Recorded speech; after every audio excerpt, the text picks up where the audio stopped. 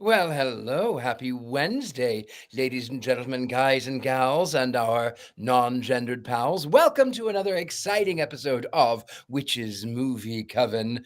We are, of course, in October, and no October is complete without a visit from the giant pumpkin himself, Dr. Frank-n-Furter of the Rocky Horror Picture Show. And that's what we're doing. And I am one of your hosts tonight. Ms. Patty Negri is flying around the moon somewhere on her broom. She is, of course, the hardest working witch in all of Hollywood. And with that, I am one of your hosts, Richard Layell. Richard Layell is one name. If I were just Richard, I would be a but enough about me. I am actually going to let all of my friends introduce themselves. Well, after I toss it over here to Miss Heather Green. Heather Green, hello, welcome.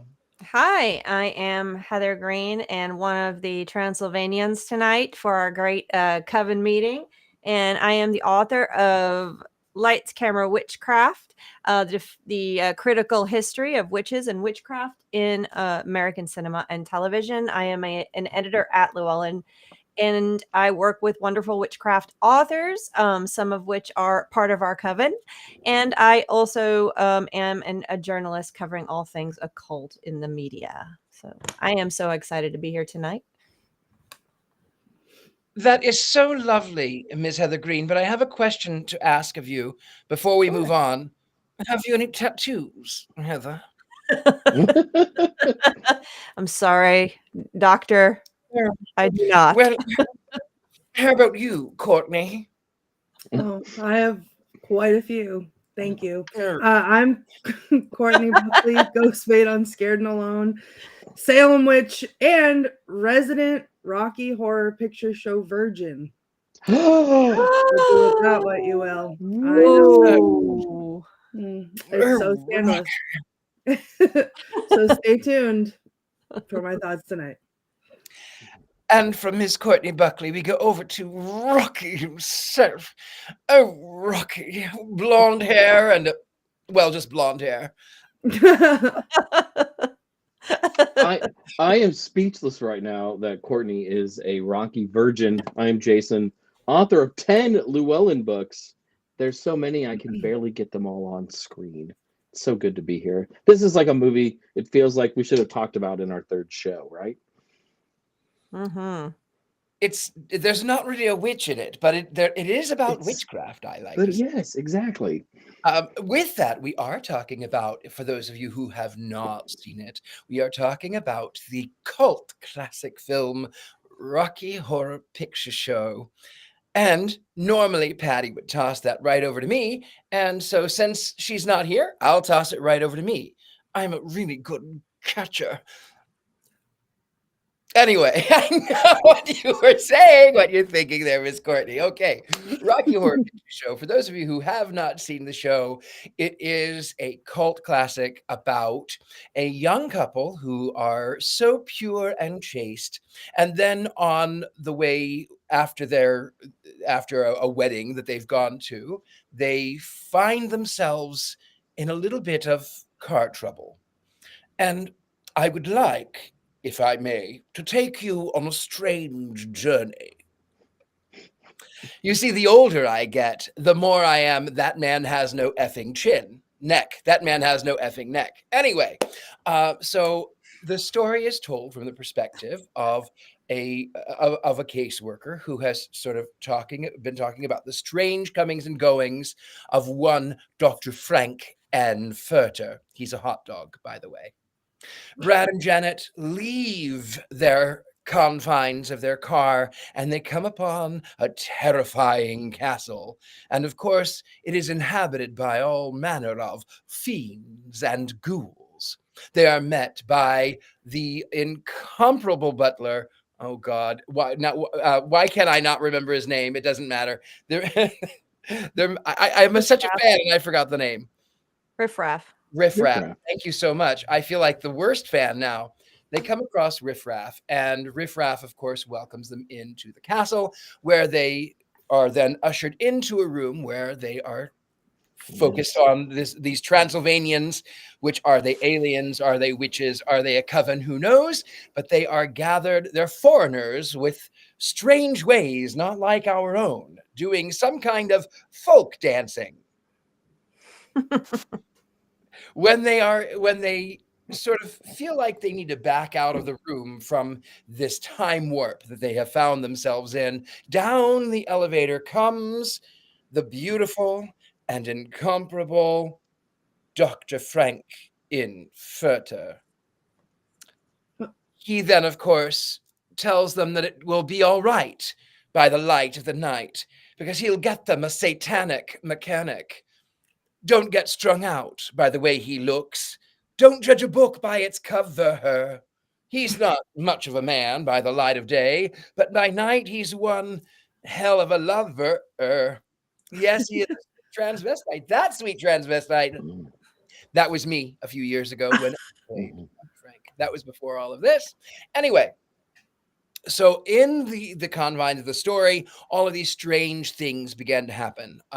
You find that Dr. Frank-n-Furter has created a man, a la Frankenstein, excepting for he's a man with blonde hair and a tan, and he's good for relieving his tension. So Brad and Janet are, of course, invited, along with the Transylvanians, to see this creation, that spark of life itself. And then everything goes awry. Everything goes awry. Rocky is, he's new to this world. And then Frank ends up by murdering Meatloaf. And he's got... Saddest part of the film.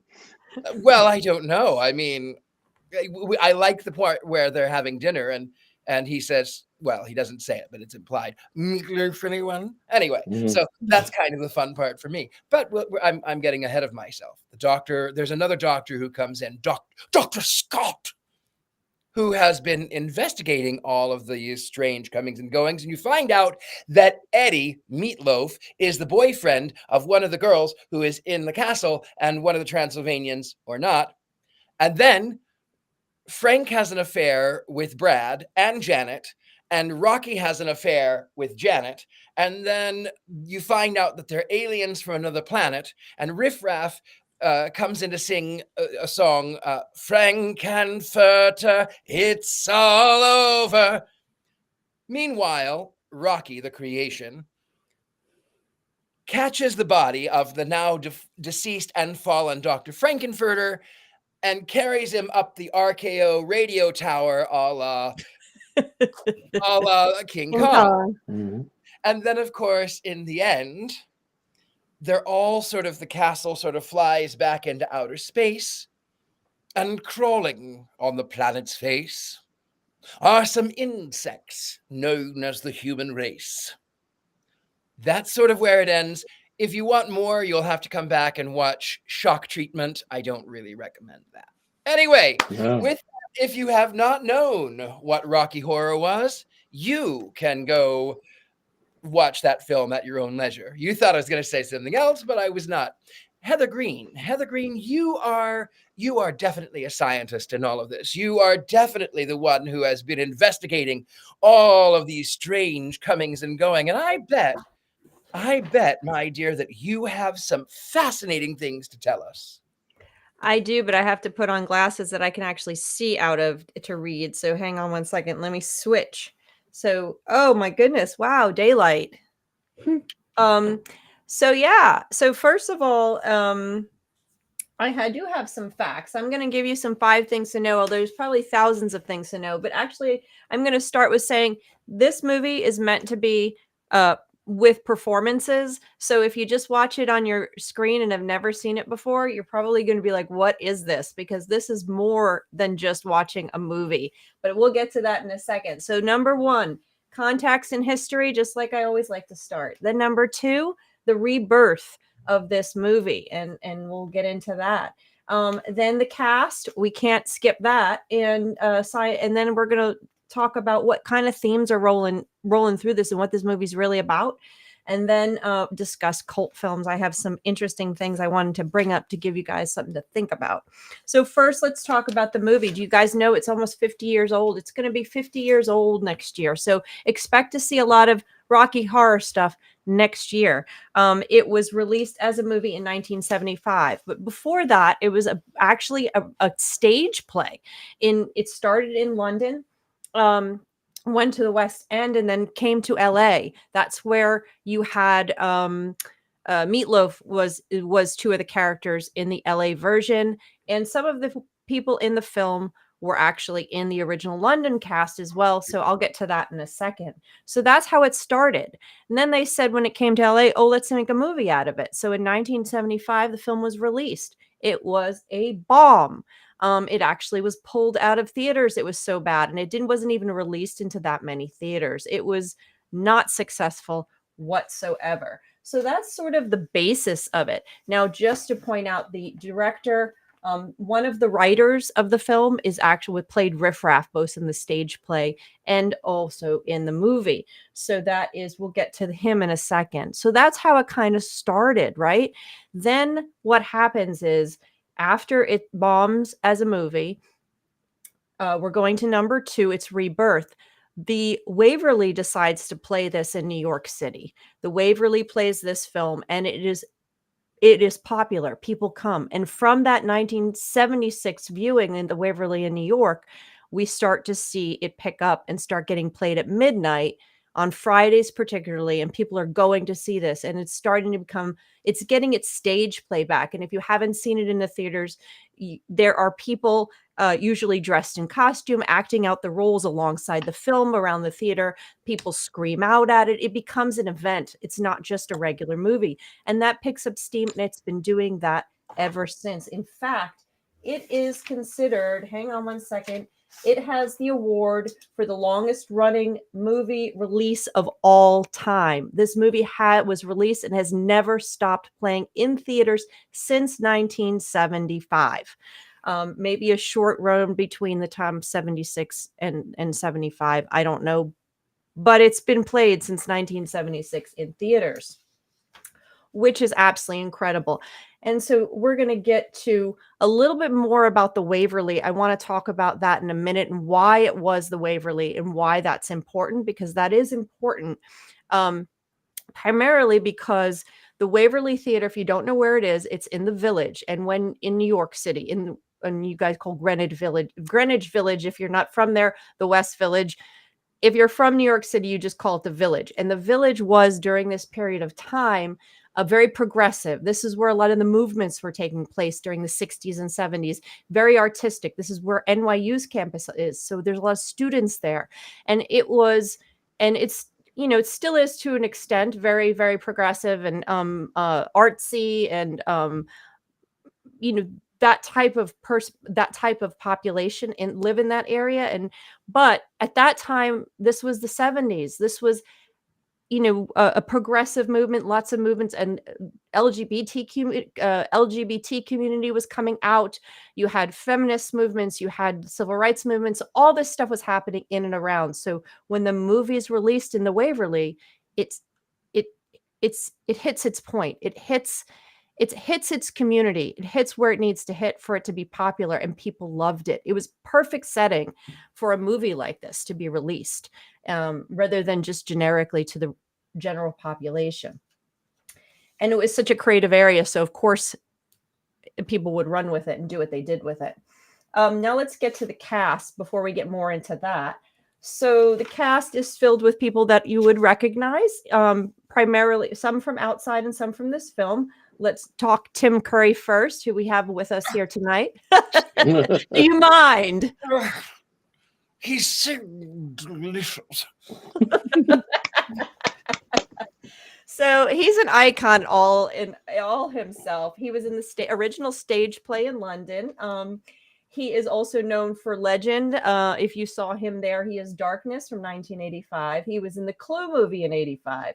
He has also been in a lot of stage plays and won a Tony Award, and several Tony Awards, actually. He was Gomez at one point. He was in The Hunt for Red October, if you want to see something a little different. And of course, For us musical fans, he was Rooster in the Annie movie. So he is very versatile and has been all over the place. You can find him. Also, one of my favorite roles, if I may interrupt, Sure. General Mortars. He was General Mortars in that Naked Gun, I think. Oh, was he The really? Weird Us Guys. And then our producers are saying Pennywise. There's so many places I could list, like lots of places where he shows up, and he's so versatile. Sometimes you go, oh wow, that's the same guy who played Dr. Frank-n-Furter. It's crazy. So now we'll go to Susan Sarandon, another one of the more recognizable characters. She is a super young Susan Sarandon here. Witchy people will know her from The Witches of Eastwick, of course, also known for Thelma and Louise. If you're a fan of baseball movies, she was in Bull Durham. More recently, The Lovely Bones, The Client, and a whole host of films. She was pretty much a mainstay in the 80s and 90s, at least. So those are some Susan Sarandon movies. We also have Meatloaf, another regular. And Meatloaf, of course, passed in 2022. He is probably best known for his music. Of course, Paradise by the Dashboard Light is a mainstay of lots of people's playlists. He was also, he was in the original cast in LA, as I said, and he actually was in a lot of stage plays. He had a phenomenal singing voice. He was in the cast of Hair back at that time. So he's probably best known for his music, but of course here too, and he's done a bunch of stuff. Then you have Richard O'Brien, who is Riff Raff. He is the writer of this. This is what he is known for, but I found interesting, he was also a character. He played in Flash Gordon movie that we reviewed here. He was FICO. He was in the Dungeons and Dragons movie, and he's Phineas and Ferb's daddy, which I thought was hysterical. I don't know if anyone knows who Phineas and Ferb is, but if you don't, oh, of course, he's the voice of their father. Bowling for Soup does their theme song. I love Phineas and Ferb. Phineas and Ferb is a great cartoon. And he was in Elvira's Haunted Hills. So we also have a few others to mention. There's Barry Bostwick. He plays Brad, and he's pretty much known for this. Charles Gray, who's in tons and tons of movies. Diamonds Are Forever is what he's best known for. And then two other actresses who played Magenta and Columbia, both were in the original cast in London. They are best known for this as well, although they have done other things. So that's sort of the cast. Let's just roll that out. But I want to get back to what this movie is about. So this movie is about really a tribute to science fiction movies of the mid-century, to horror schlock movies and B movies. It's really a tribute to all of that, is one of the layers of it. If you don't know what schlock is, a B horror movie is Roger Corman from the 50s. A schlock movie is, and I brought this book out, a schlock movie is like what Larry Buchanan would make. He was called, this is Tales of a Cinema Schlockmeister. Larry Buchanan was a schlockmeister. He made a movie called Naked Witch. If you want to see some real witchy horror schlock movies, go see Naked Witch. And it's, yeah, the Jason does it all. Have you seen it, Jason? Next Halloween, baby. Naked Witch time. Have you seen Naked Witch? Take your shirt off. No, I've never seen it. Oh my goodness. It is definitely, we'll have a discussion about that as another Witches movie coming. So yeah, it's not what would they call a nudie. This is a schlock horror. It's different, but either way, we'll move on from that. So this movie is a tribute to all of it. And I wrote down actually really where, if I can find it, hang on a second, all of the different movies. It's so exciting because if you like science fiction, darn, what happened to my sheet of paper? Oh, here it is. If you just read the song itself, if you forget about the references in the whole movie, because or throughout, just the opening song, The Day the Earth Stood Still, Flash Gordon, there's Naked Witch, the Invisible Man, King Kong, It Came from Outer Space, Dr. X, Forbidden Planet. These are movies from the 30s, 40s, and 50s, science fiction and horror. When the Worlds Collide. Ouch.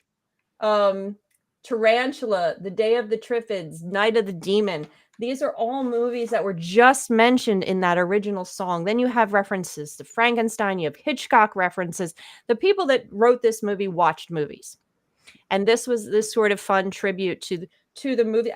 If this was redone today, I think that The Killing Tree would be mentioned, because that's the kind of movie that they are enjoying. It's movies that are so bad that they're good, that they're fun to watch. It's always good to get the Courtney audience. It's very important that you get the Courtney audience. But really, when I was doing some research on this movie and what they were doing, that is the exact movie, that the kind of movies that are just, that's a schlock movie, that's a schlock horror, and it's just really, you get that kind of comedy going, even though it wasn't intentional necessarily. So that's what this movie is really about. It's this tribute to these old movies, and the guys knew what they were doing, because you see it throughout, and we can talk about that if we want more.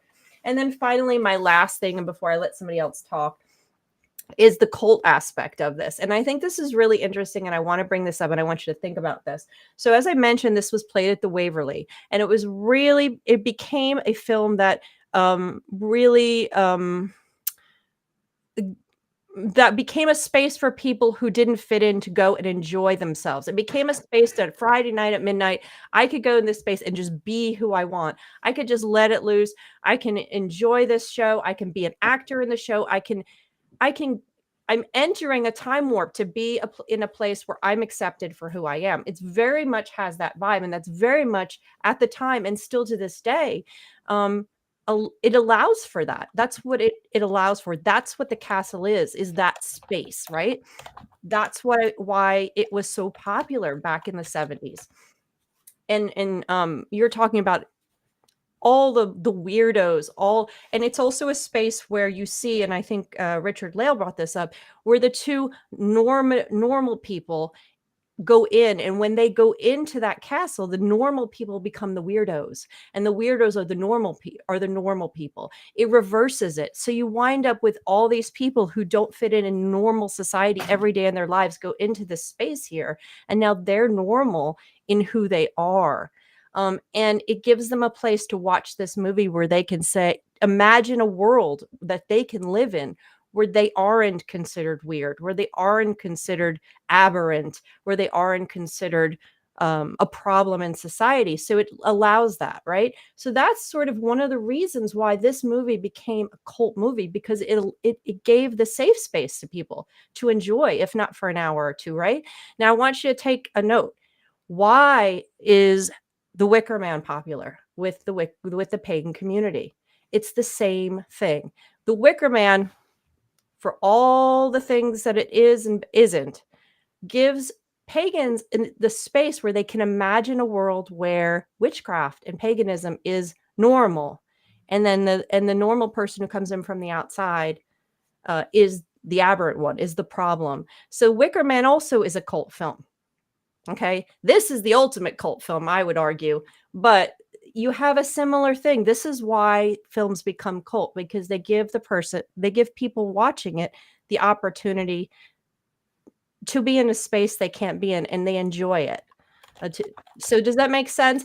I think that's super interesting as that connection, and it's one of the reasons films become cults. And that is it. We can talk about I didn't talk about the castle, but we can talk about the castle because it's a really popular film place. There's been like 200 films there at the castle, but I didn't mention that. We can do that later. Somebody else can talk now. Who would like to go next? It has to be Courtney. It has to be Courtney, because if you go to a live Rocky Horror Picture Show, they always bring the Rocky Virgins up before the movie starts. That is a very good point. Yeah. Well, I guess I'll miss out on that forever, because I watched it in my living room. So well, but still, you have. Then you're still a Rocky Virgin. Then you're still a Rocky Virgin. And when I see you, I will see you, and we will go to a Rocky Shadowcast, you and me, and they will drag you on stage, and they will draw a big red V on your forehead. I've seen other things done that are way more involved than that. Yes. You know what? Rock on. I'll take the more involved. Here's the thing. I had the Time Warp on my playlist from like when I had the original iPod. So I'm not unfamiliar with this movie. I just had never watched it. And I think part of it was because I knew that they had done these midnight showings and people dressed up, and that always sounded so fun. So I was kind of holding out to be able to go do something like that. And I never did. And then the only other exposure I had to it was on Glee, because they did it. It's great on Glee, though. That's good. Great on Glee. I think I'll get to that, but I'll bring Glee back up again. So I mean, I love every song in this movie. I love the soundtrack. It's so catchy and fun. I, in my life, have never taken acid before, and I feel like I don't need to now because that's what it felt like when I was watching it. I did struggle to follow along with any of it at all. I was here 1,000% for the representation. I loved that it was like all of, like, I felt at home in the castle where all the weirdos were. It was great. I just didn't, as soon as it was aliens, I was like, I can't finish watching this. I forgot. I did. Forgot. They are aliens, Courtney. But they came out in those, like, whatever, those weird suits, and they were like, we're taking over, get the transfer beam. And I was like, oh, okay. It's all over. Yeah, that was all of the other stuff I was here for, but that part crossed the line for me, and I just couldn't. That was it. I couldn't deal with it after that. So I did finish it. I did watch it. I watched the whole thing. I enjoyed all of the songs. I liked everything else about it. But as soon as it turned into aliens, I was like, I can't even. I can't do it. So I didn't mind it, Heather. I didn't mind it. Well, I'm glad you didn't mind it. Yeah, I would go see it. I would get dressed up. I would go to the thing. I would go see it again. I think I would not sit on my, I don't see a point in sitting on my couch and watching it again. But I would go for the experience. Group. It is definitely more fun in a group. Yes. Yeah. Though I still love it. I've seen it so many times. It's one of my favorite movies that I just like to just watch because it feels so good. Jason, what do you have to say? You know, I have now some of this I'll do in the minute because I had a weird experience with Rocky when I was much younger, but I've seen it many times live, and you really have to see it live for the real experience to kick in. You have to throw the rice, you have to use the squirt guns, you have to yell slut at the right particular moments. You have to do all of those things to truly enjoy Rocky Horror. I remember when this movie used to run on VH1 at Halloween, basically in a continual loop back in the days when people paid for this mysterious thing called cable television. And it's just not the same. The songs are still great, but the movie doesn't hold up. You need that extra atmosphere to truly make this movie a great movie. Roger Ebert agreed with you.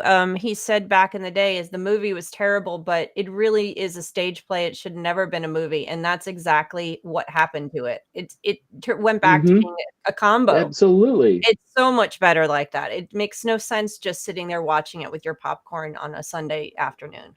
Because you have to sing, you have to get up and dance, you have to, take that jump to the left and then a step to the right. You have to put your hands on your hips and pull your knees in tight and do the pelvic thrusts. There's no other way to watch this movie. You can't just sit there and watch the film.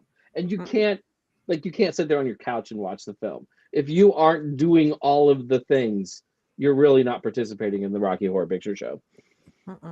I have to say, I was a virgin when I think I must have been about 21, and I had known about it. I grew up in the theater. I loved the music. I had known about it, but I was such a little Puritan, and a friend of mine invited me over to her house to watch the Rocky Horror Picture Show, and her brother comes out with no shirt on, and I was going, oh, why am I attracted to him? Oh, goodness. Oh, my goodness, little baby me trying to come to terms with who I was. And then Frank comes out and he's definitely, well, to quote Donald Trump, everyone was saying, wow. So and then they had me. My friend says to me, "Oh, take your shirt off. Take your shirt off." And I was like,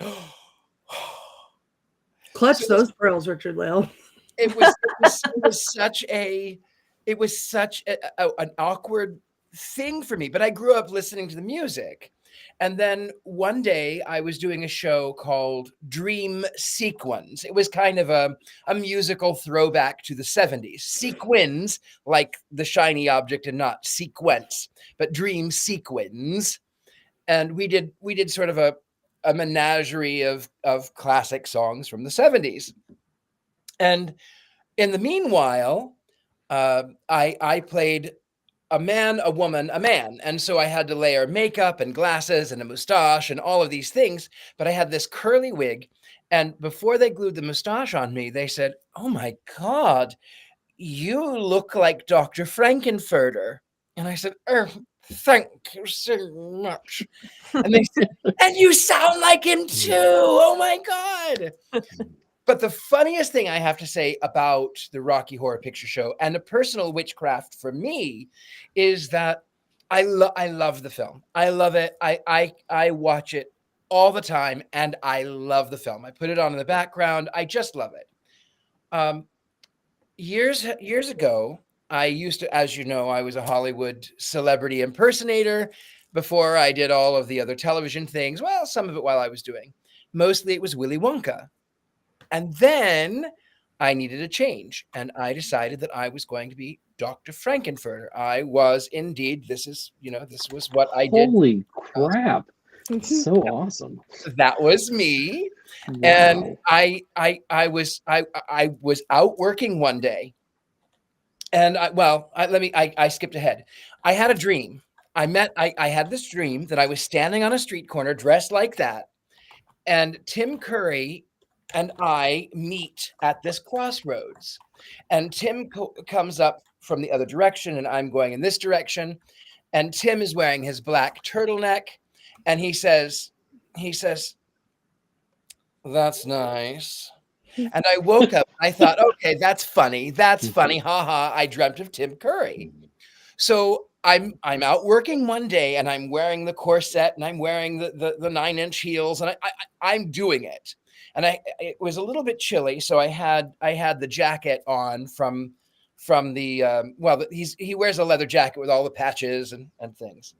So my friend, who's Italian, she says to me, baby, oh my God, you have to come down. You have to come and see. Tim Curry is going to be at the Book of Soup or Soup of Books or whatever it is. He's going to be in West Hollywood. You have to come." I said, no. I'm not going to go dressed like this because he's going to hate it. And there's going to be hundreds of people. I don't want to deal with this. She says, baby, please, you must come. You must come. You must come, please. And her pleading made it so that I said, okay, you know what? I will go down to West Hollywood and see Tim Curry. And I got in my hearse and I marched across the street when I parked, and I in those giant heels and 10 feet tall with the hair and the whole thing. And I go in, and there's only like 10 people, and no one is in costume. Not a single person. None. And then Tim comes in. He's wheeled in his wheelchair, and he looks at me and he goes, "That's nice." The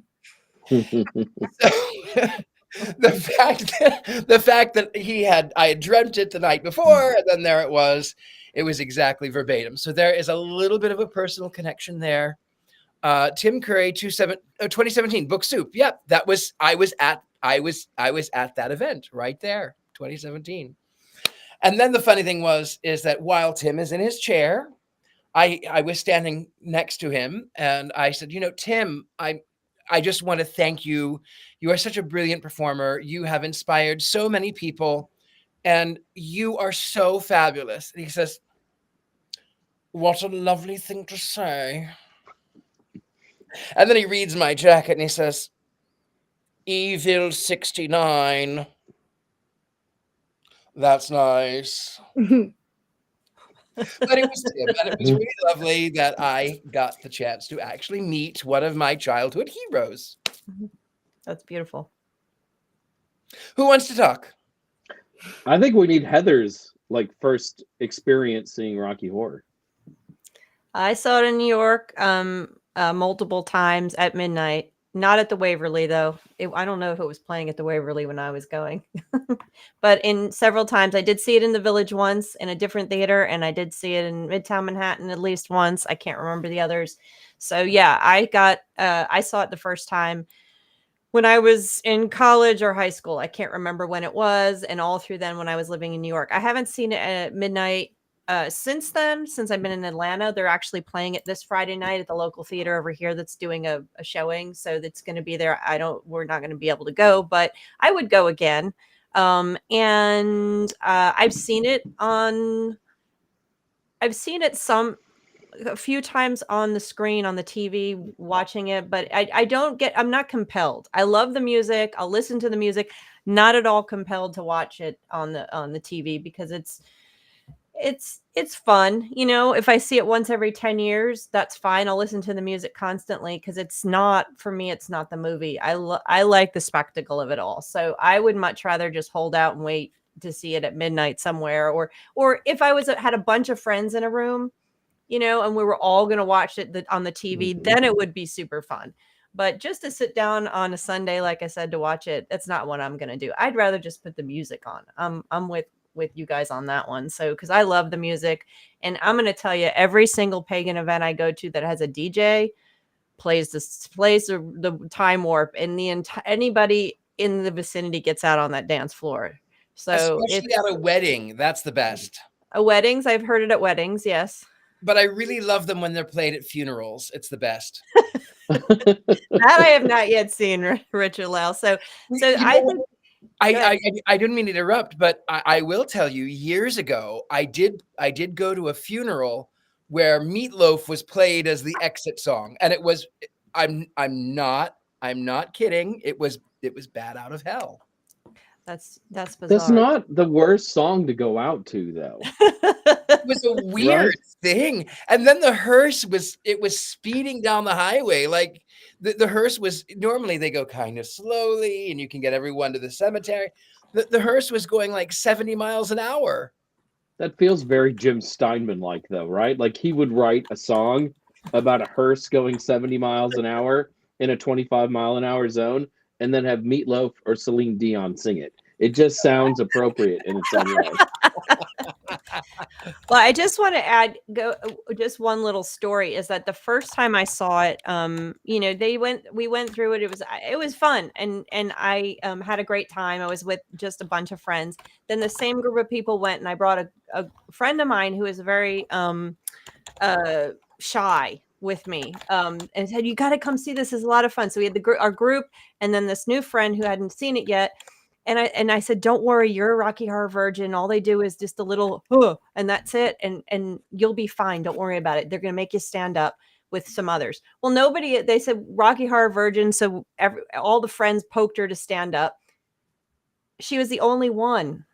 And then the guy playing Meatloaf walked up the aisle to her, grabbed her, hugged her, and laid her down on the ground, and did this whole thing that I can't get into. She didn't talk to me for a week. I'm like, I had no idea they were going to do that. I'm sorry. So here's this really shy, introverted person who, it wasn't such a good thing. She enjoyed the rest of the movie, but she didn't talk to me for a whole week after that. Whoops. So you never know what's going to happen when you go to the midnight showing of Rocky Horror Picture Show. Well, you know, I wanted to say a little bit too, actually, Heather. It's not always, people react to it in strange ways. Mm-hmm. You know, I was fine for a couple of years. I was tired of Willy Wonka, and I wanted another character to my repertoire, and I effectively did Dr. Frank. But in about 2015, 2016, there was a whole major shift. And I recall, I'm not going to get political, but I recall people coming up from Orange County, which is a lot more conservative. and they would yell at me with placards, and they would hit me with signs that read him for president and Jesus and all of these things. And they would yell, "You ain't gonna dress like that," when he is president. So I had to start really protecting myself. And it was the first time I ever actually had to do that. I had to carry pepper mace, and I had to carry a taser. But the funniest thing is, from that reaction to another reaction, was the people who didn't know that Dr. Frank-n-Furter was a character from a movie. And I would have people, like, for instance, there's a fellow from Belgium who walks up to me. I was outside of the Hard Rock Cafe, and this fellow walks up to me, and he leans over and he says, "I like your transvestitism." I said, "Thank you." He says, "I'm a transvestite too, but I live in Belgium in a very small village, and my family, they're inside, but I don't tell anyone that I'm a transvestite." And I went, "Okay, good. Thank you for confiding in me. Thank you." I will say two things that are kind of negative about this movie. And Courtney brought up the first one. I think that one of the things about Rocky that I love about it is that people, grab it and then they kind of reinvent it for themselves. You see that with the stage plays. But this was a musical long before it was a movie. And I think one of the problems with the movie is that it kind of like captures it in time. So people aren't used to hearing alternative versions of the song sung by other people, which I think is kind of a shame. People who really love Rocky Horror, though, like I'm listening to the 1985 show right now, right? And they have like all of these cast recordings and stuff. And to me, that's really fun because it's great to hear other people reinterpret this stuff, which I think is what Rocky Horror is about.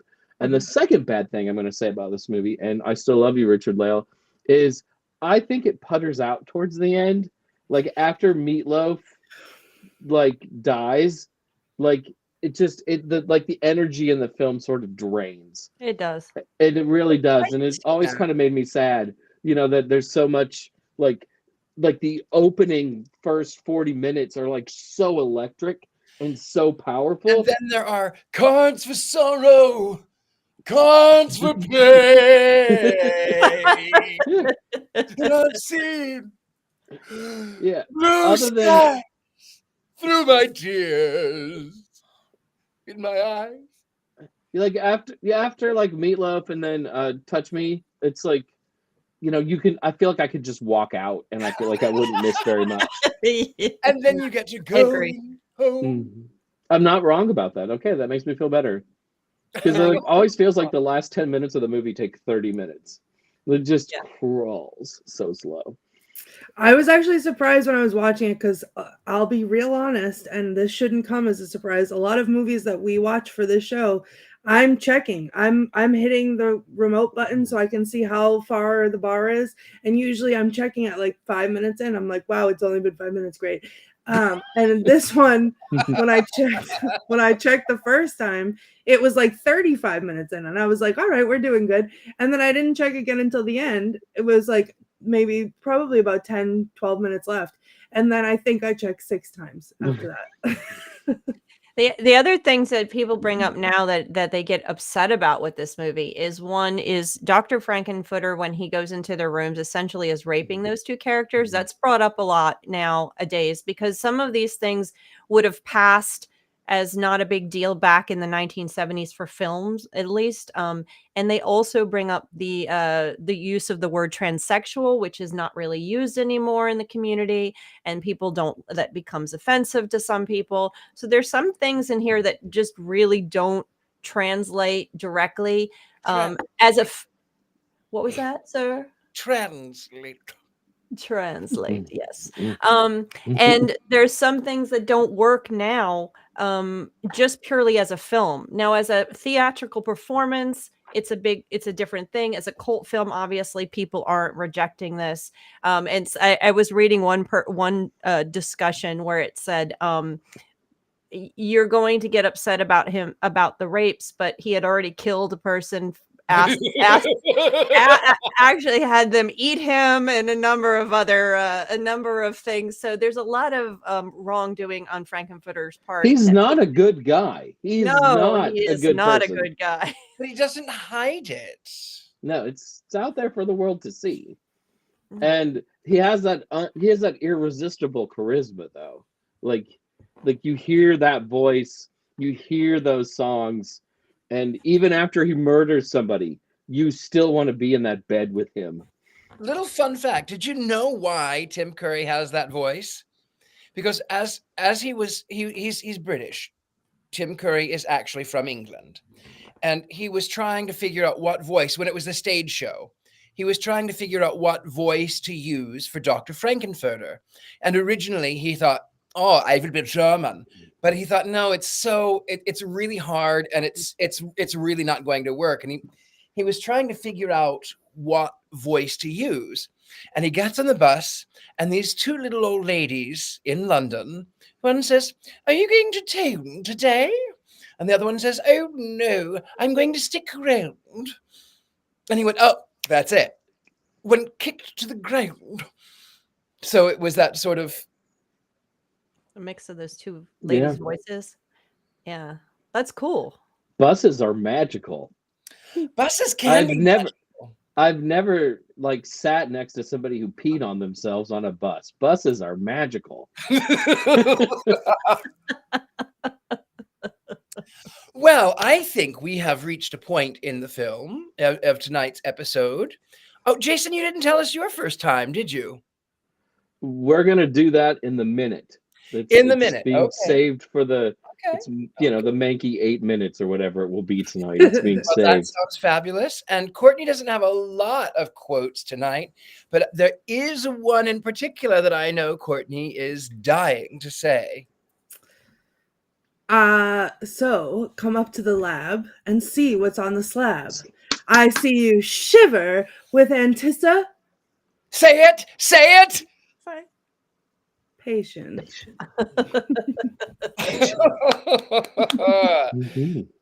Very good, Miss Courtney. I'm no Richard Lale, but no, it was very good.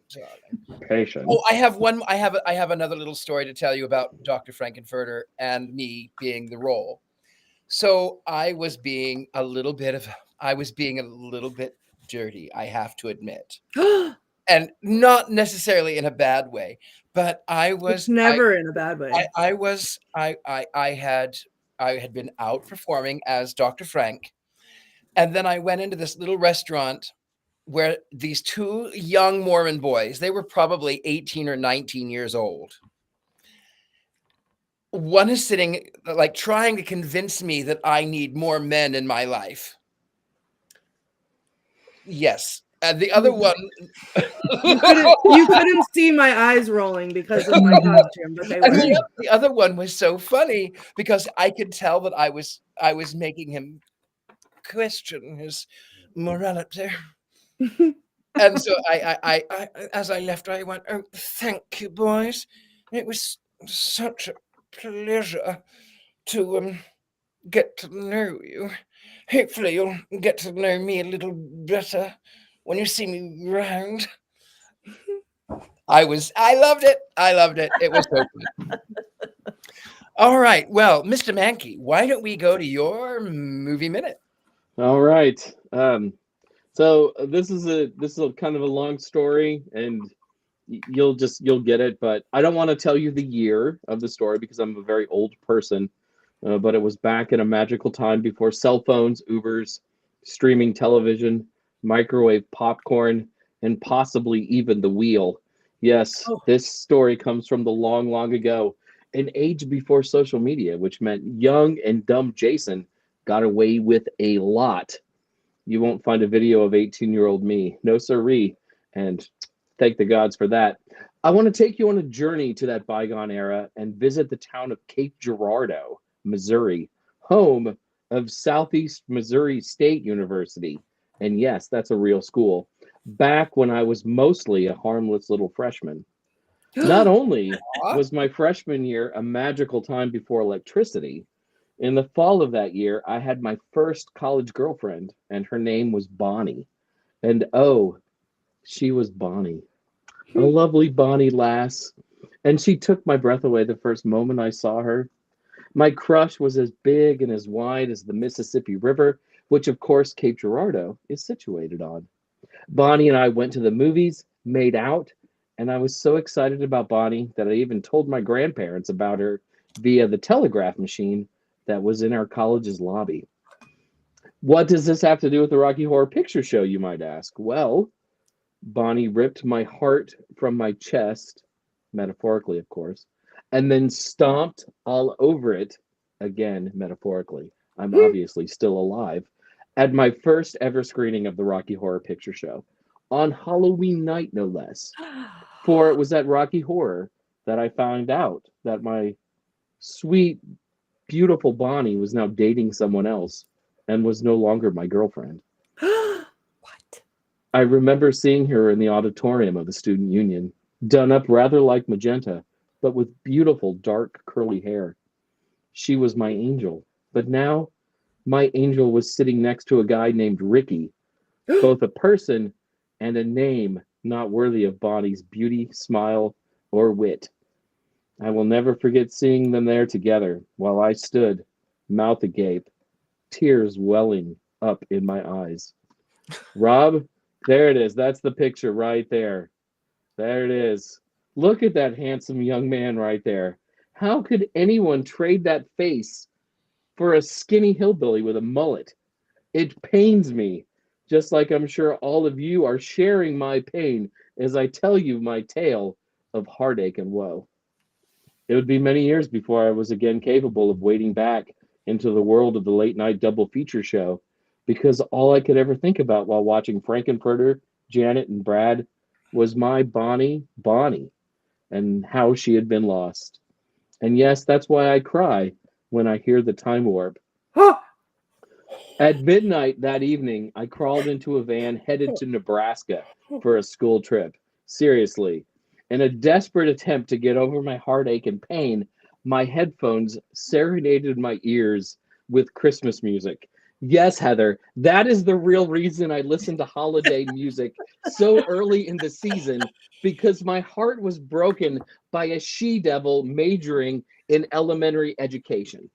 The only thing that could repair my broken heart that night was the Carol of the Bells. While working on tonight's piece for the Minute, I looked up Bonnie to see where she was now. She's currently on her fourth husband, has 9 kids, and is living at some sort of radical commune in Idaho where she grows potatoes. Life has not been kind to her. And Ricky, the mullet-wearing man who ruined my Halloween and ruined a perfectly good film for me for years, well, he's where he belongs. In jail. Boom. Done. Wait, I have a question. You didn't clarify something. I have the editor. When exactly did the breakup happen? Did you get to see the movie and it happened after? Was it halfway through, like right when like he kills Eddie, or was it before and you had to leave? I entered the auditorium and saw them together. And you never saw the movie then? I did watch the movie through All by tears yourself? and pain. I was with some friends. Heartbroken. I was with some friends, but it did, it was hard. And I was going on a school trip. Like, we did leave in a van at midnight, like, because the showing was at like 8. And then I had to go pack my bag and get on a van and go to Nebraska, where broken hearts go. But I remember listening to Christmas music, trying to feel better. Hold on. Now I have a song in my head. This is not okay. The roller coaster that you just took us on was like just wild. I will never be able to hear Carol of the Bells again and not burst into tears because my heart is broken for baby Jason. Yeah. That is horrific. And I really had trouble watching this movie for a long time because it reminded me of this girl from my freshman year of college. Wow. Yeah. I mean, my life is great. Most of you know Ari. or I've seen pictures of her or whatever, and I'm happily married, and Bonnie is raising potatoes and her 9 children in Idaho, which is really not true. And everything is great in my life. But for a long time, that movie was tinged with a lot of sadness for me. Aww. I'm Yeah. gonna let you know something right now. No one was getting hexed today because I didn't mind the movie, but well, now I have some other information, so someone else's name is going in my jar. No one breaks baby Jason's heart unless it's me. Do you want to hear like the saddest coda to this story? So it's the spring, and Bonnie asks me to go roller skating with her and her roommate, and I was like, oh, the door was open, and I was like really excited. Wait and a then minute. we get and After this whole event, or after before? this, yeah, and like a couple of like 5 months later, right? And and I was like, wow, like this is it, this is my chance, right? And then I find out that like the boyfriend is just out of town for the weekend. Yeah. A word comes to mind that I would scream in the showing of Rocky Horror Picture Show at midnight. And I'm not going to say it because this is a family show, but let me guess. Is the word something that is only used in polite society at a dog show? No, but that's another one. I was thinking of I assume she's thinking of a word that rhymes with rut. That's the one. Yeah, because that's what we yell about Janet. Damn it. Oh, yes, I guess. I want to screw.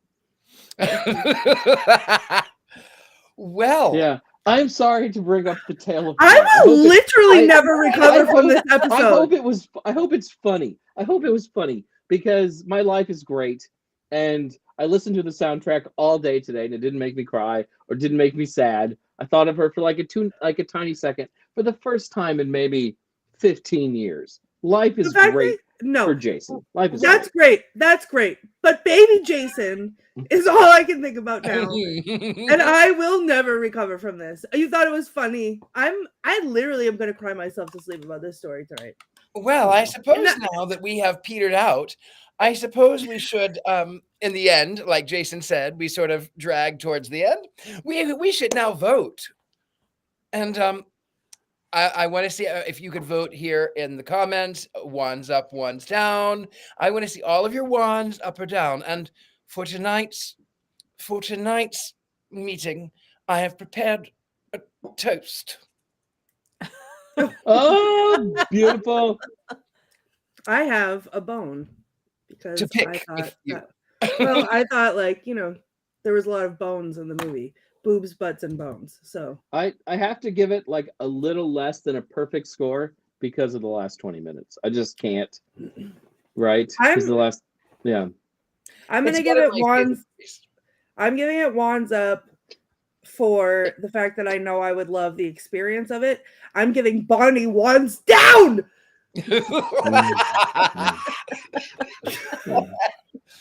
Well, with that, I guess now that we have voted, we have a lot of ones up here in the comment section. We have a couple of things. I know I have some things coming up, but does anyone have anything coming up before we go?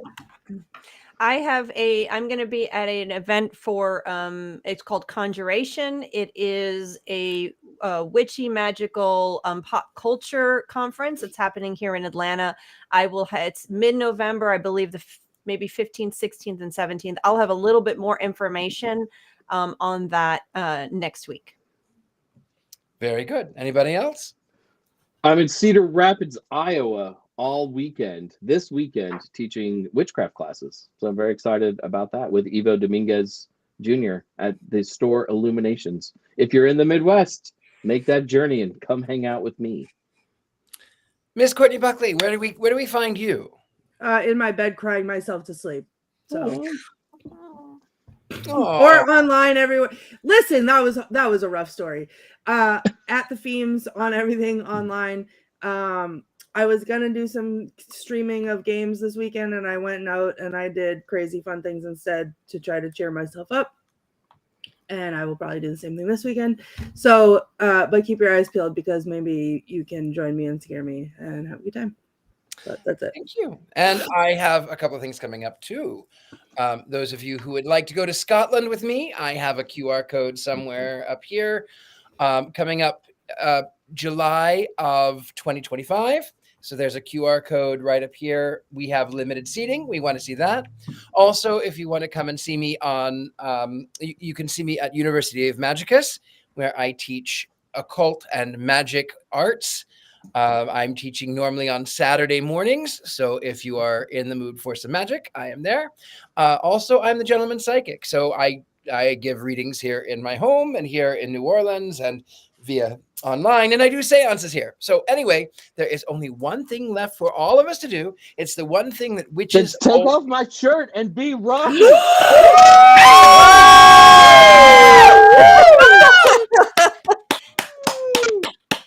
Oh, Rocky. How? Oh, I guess. Damn it, Janet.